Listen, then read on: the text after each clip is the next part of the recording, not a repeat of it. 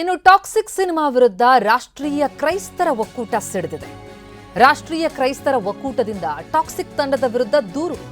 ಚಲನಚಿತ್ರ ವಾಣಿಜ್ಯ ಮಂಡಳಿಗೆ ಈ ಒಕ್ಕೂಟ ದೂರು ಕೊಟ್ಟಿದೆ. ಸಿನಿಮಾದಲ್ಲಿರುವಂತಹ ಕೆಲ ದೃಶ್ಯಗಳಲ್ಲಿ ನಮ್ಮ ಧರ್ಮಕ್ಕೆ ಅಪಮಾನ ಆಗಿದೆ, ಕ್ರೈಸ್ತರಿಗೆ ಮುಜುಗರ ಮಾಡುವಂತಹ ದೃಶ್ಯಗಳನ್ನು ಸಿನಿಮಾದಲ್ಲಿ ಅಳವಡಿಸಿದ್ದಾರೆ.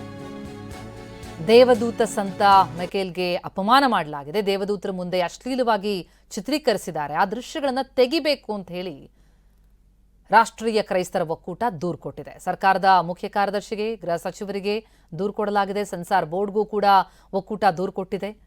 ರಾಷ್ಟ್ರೀಯ ಕ್ರೈಸ್ತರ ಒಕ್ಕೂಟದ ಅಧ್ಯಕ್ಷ ಪ್ರದೀಪ್ ಕುಮಾರ್ ಅವರು ಈ ಬಗ್ಗೆ ದೂರನ್ನು ಕೊಟ್ಟಿದ್ದಾರೆ. ಮಾತನಾಡಿದ್ದಾರೆ ರಾಷ್ಟ್ರೀಯ ಕ್ರೈಸ್ತರ ಒಕ್ಕೂಟದ ಅಧ್ಯಕ್ಷರು. ಏನು ಹೇಳಿದ್ದಾರೆ ಕೇಳೋಣ. ಟಾಕ್ಸಿಕ್ ಸಿನಿಮಾದಲ್ಲಿ ಏನಿದೆ, ನಮ್ಮ ಕ್ರೈಸ್ತರಿಗೆ ಒಂದು ಮುಜುಗರ ತರ ಅಂತ ಒಂದು ದೃಶ್ಯಗಳಿದೆ.